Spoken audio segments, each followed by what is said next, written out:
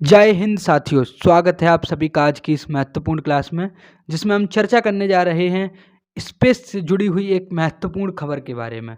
साथियों, अभी काफ़ी सारे न्यूज़ आर्टिकल्स ने इस बात पे खबर करने की कोशिश की कि किस तरीके से भारतीय एक कंपनी जिसका नाम है स्काई रूट, वो पहले प्राइवेटली रॉकेट भेजने जा रही है। तब आपके दिमाग में आ रहा होगा कि ये काम तो इसरो किया करती थी, तो फिर एक प्राइवेट कंपनी कैसे कर सकती है? तो इसका जवाब है, भारत सरकार ने अपना स्पेस सेक्टर प्राइवेट कंपनीज के लिए खोल दिया है। जी हाँ, ये आप बिल्कुल सही बात सुन रहे हैं और स्काई रूट एक पहली कंपनी है जो कि इस कार्य को करने जा रही है। स्काई रूट जो है एक तरीके से एक स्टार्टअप है जो कि दो दोस्तों के द्वारा खोला गया था, जो पहले एक्स इसरो साइंटिस्ट्स हुआ करते थे। एक का नाम था पवन कुमार चंदाना, जो कि सीईओ हैं अभी स्काई रूट कंपनी के, और दूसरे का नाम है भरत कुमार ढाका। इन दो दोस्तों के द्वारा इस कंपनी को खोला जाता है साल 2018 के अंदर, और 2022 के अंदर ये अपना पहला रॉकेट भेजने जा रहे हैं स्पेस के अंदर।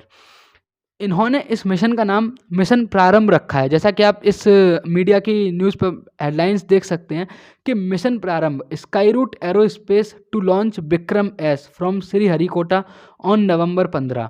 बट ये नवंबर 15 ना होकर अब इसको नवंबर 18 को लॉन्च किया जाएगा ड्यू टू वेदर कंडीशंस, जो कि सरकमस्टांसेस वहाँ पे बने श्रीहरिकोटा में। तो अब आप लोग कह रहे होंगे कि क्या श्रीहरिकोटा से कैसे लॉन्च कर रहे हैं? ये बात करेंगे उसके बारे में भी, पहले इस रॉकेट के बारे में जानते हैं।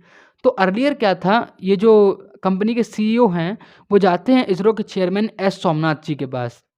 उनसे कहते हैं कि भाई रॉकेट तो हमने बना लिया है, हमको लॉन्चिंग स्टेशन चाहिए होगा।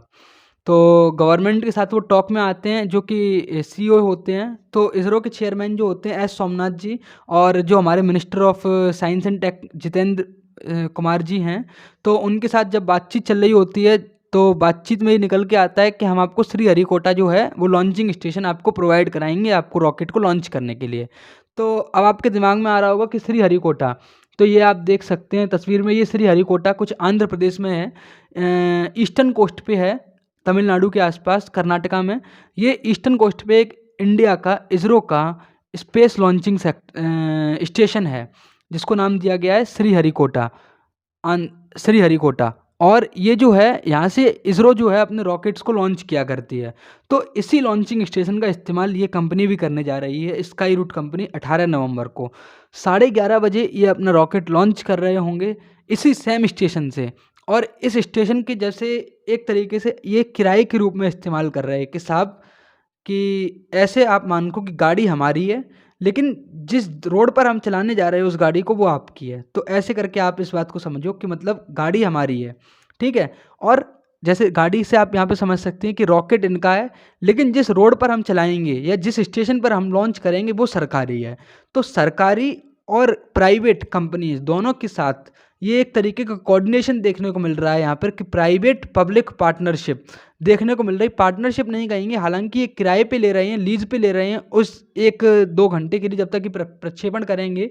तो एक तरीके से इसको हम कह सकते हैं कि भारत का स्पेस एक्स के रूप में उभर कर आ सकते हैं ऐसे तरीके के स्टार्टअप्स। क्योंकि जैसा कि ये पहली बार नहीं हो रहा है, हालांकि भारत में ये पहली बार हो रहा है, किंतु इससे पहले जैसा कि आपने सुना होगा, इलॉन मस्क की कंपनी स्पेस एक्स, वो एक अच्छे प्रोजेक्ट्स के ऊपर काम कर रही है, कम्युनिकेशन सैटेलाइट। उनका कहना है, उनका विज़न ही है कि हम भारत में या पूरे विश्व में फ्री सैटेलाइट के थ्रू इंटरनेट प्रोवाइड कराना चाहेंगे। इसी तरीके से जेफ बेजोस, अमेरिका के सीईओ, अमेजॉन के सीईओ, जो कि किसके ऊपर कार्य कर रहे हैं, ब्लू ओरिजिन कंपनी है उनकी। तो स्पेस के अंदर भारत में ऐसा पहली बार हो रहा है कि कोई प्राइवेट कंपनी अपना रॉकेट को लॉन्च कर रही है।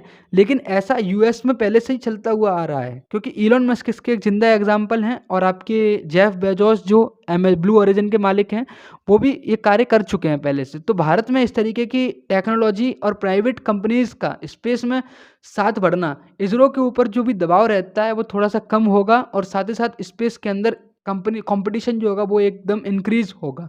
और भारत जो है स्पेस में, इसरो वैसे भी काफ़ी अच्छा काम कर रही है। तो जब कंपनीज आएंगी, प्राइवेट कंपनीज आएंगी और इसरो काम करेगी, दोनों साथ में मिलकर जब कोऑर्डिनेट करेंगे, तो एक बेहतर कंपटीशन और बेहतर तरीके के प्रोजेक्ट्स देखने को मिल सकते हैं आने वाले वर्षों में। साथियों, अब हम इस रॉकेट के बारे में थोड़ी सी चर्चा कर लेते हैं और इस कंपनी के बारे में थोड़ा सा बात बता देते हैं कि इन्होंने इस रॉकेट का नाम विक्रम एस रखा गया है जो ये रॉकेट लॉन्च करने जा रहे हैं। इस स्टार्टअप ने अभी तक 3 रॉकेट्स बनाए हैं, 3 तरीके के वेरिएंट्स के रॉकेट बनाए हुए हैं, जैसा कि आप लोग स्क्रीन पर देख सकते हैं।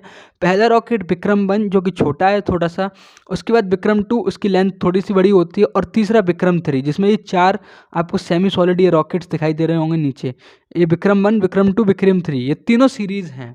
विक्रम एस इस रॉकेट का नाम, इस मिशन का नाम या इस रॉकेट का नाम इसलिए रखा गया है क्योंकि ये दोनों सीईओ जो हैं वो विक्रम साराभाई जो कि हमारे पहले इंडियाज स्पेस प्रोग्राम को जिन्होंने स्टार्ट किया था, जिन्होंने नींव रखी थी, फाउंडेशन रखा था, एस्टेब्लिशमेंट किया था, तो उनके नाम पर रखा गया है। विक्रम साराभाई के नाम पर इन्होंने अपने पहले रॉकेट का नाम विक्रम रखा है, और इन्होंने अपने मिशन का नाम मिशन प्रारंभ रखा है, ऐसा कोट करते हुए कि क्योंकि हम स्पेस सेक्टर में पहली बार प्राइवेट कंपनी के रूप में उतर रहे और ये हमारा पहला प्रोजेक्ट है, तो ये मिशन हमारा प्रारंभ होगा क्योंकि ये हमारी शुरुआत है इस कंपनी की या इस स्टार्टअप की, इस प्रोजेक्ट की।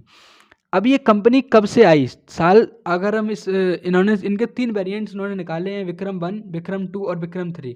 इन वेरिएंट्स के बारे में अगर हम चर्चा करते हैं तो विक्रम 1 के पेलोड कैपेसिटी जो है तुम्हारी 480 किलोग्राम तक का ये कुल भार लेके जा सकता है लोअर अर्थ ऑर्बिट तक, और 290 किलोग्राम का भार जो है वो एसएसपीओ की ऑर्बिट जो होती है, आपने सुनी होगी अलग अलग ऑर्बिट्स होती हैं, लोअर अर्थ ऑर्बिट, जियो सिंक्रोनस ऑर्बिट, तो उसी तरीके से एक एसएसपीओ नाम की ऑर्बिट होती है, तो वहाँ तक ये 290 किलोग्राम तक का भार लेके जा सकता है। ठीक उसी प्रकार से अगर हम विक्रम 2 के बारे में बात करें तो विक्रम 2 जो है 595 किलोग्राम का जो भार है वो लोअर अर्थ ऑर्बिट में लेके जा सकता है, और वहीं 400 किलोग्राम का जो भार है वो एसएसपीओ में लेके जा सकता है। वहीं अगर हम विक्रम 3 के बारे में बात करें तो 815 किलोग्राम का ही भार लेके जा सकता है लोअर अर्थ एलईओ में, और 560 किलोग्राम का एसएसपीओ में। अगर हम इसके बारे में बात करें विक्रम 1 के बारे में तो इसका lowest cost in the payload segment है, मतलब काफ़ी ज़्यादा कम रुपयों में, कम खर्चे में ये रॉकेट बनकर तैयार हो सकता है। काफ़ी ज़्यादा रिस्पॉन्सिव है, मतलब 24 घंटे के अंदर हम इसको किसी भी लॉन्च साइट से लॉन्च कर सकते बनाकर, इतना मतलब आसान रॉकेट होने वाला है। आर्किटेक्चर के बारे में अगर हम इसके बारे में बात करें तो ये सॉलिड प्रोपल्जन से चलने वाला सिंगल स्टेज ऑर्बिट रॉकेट है। और वहीं अगर हम विक्रम 2 के बारे में बात करें और विक्रम 3 के बारे में बात करें, दैट मीन्स वो दोनों जो हैं क्रायोजेनिक इंजन के ऊपर काम करने वाले रॉकेट्स हैं। इनके अपर स्टेज में जो है क्रायोजेनिक इंजन लगा हुआ होगा। और वहीं विक्रम 3 के बारे में अगर हम बात करें, यहाँ पे आपने देख रखे होंगे ये 4 सॉलिड रॉकेट बूस्टर्स दिखाई दे रहे हैं विक्रम 3 के अंदर। तो ये कुछ नहीं है, सॉलिड रॉकेट बूस्टर्स हैं जो कि रॉकेट को बूस्ट करने का कार्य करते हैं। वहीं अगर विक्रम 2 के बारे में बात करें, जिस तरीके से विक्रम 1 जो है आपका 24 घंटे के अंदर किसी भी लॉन्च साइट से असेंबल होकर उड़ सकता है, उसी तरीके से जो विक्रम 2 रॉकेट है जो कि क्रायोजेनिक इंजन के ऊपर कार्य कर रहा होगा, वो 72 घंटे के अंदर, मात्र 3 दिन के अंदर आप इसको असेंबल कर सकते, मैन्युफैक्चर कर सकते हैं और किसी भी लॉन्च साइट से इसको लॉन्च किया जा सकता है। तो इनका विज़न ये है, जब इनसे एक इंटरव्यू में पूछा गया कि आप ये कार्य तो कर रहे हैं, ये देखिए ये स्काई रूट के फाउंडर हैं, एक पवन कुमार चंदाना जी और एक भरत कुमार ढाका जी, और ये आपके इसरो के एस सोमनाथ जी दिखाई दे रहे हैं पीछे, आप बैकग्राउंड में देख ही सकते हैं। प्रारंभ मिशन, इसरो और स्काई रूट, और ये विक्रम एस सीरीज इनकी रॉकेट की सीरीज़ है, और प्रारंभ ये मिशन है।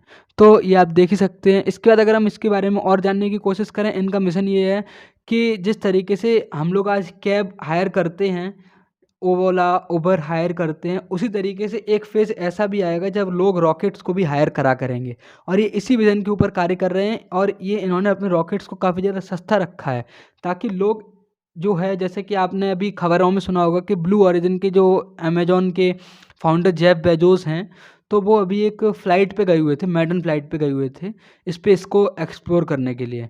तो कुछ उसी तरह से कार्य ये भी करना चाहते हैं कि लोग जो हैं वो आएँ, रॉकेट में बैठें और हम उनको स्पेस दिखा कर आएँ।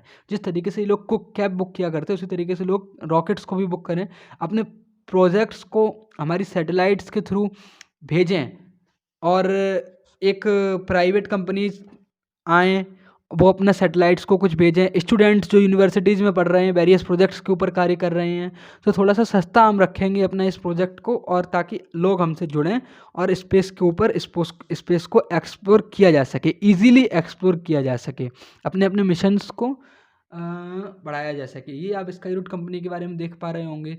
स्काई रूट कंपनी के बारे में अगर हम बात करें तो ये अब तक 403 करोड़ रुपए की फंडिंग ले चुकी है, और इसके साथ साथ इन्होंने साल 2021 के अंदर 3D printed fully cryogenic engine बना लिया था, जो कि ये विक्रम 2 और विक्रम 3 के अंदर इस्तेमाल करने जा रहे हैं।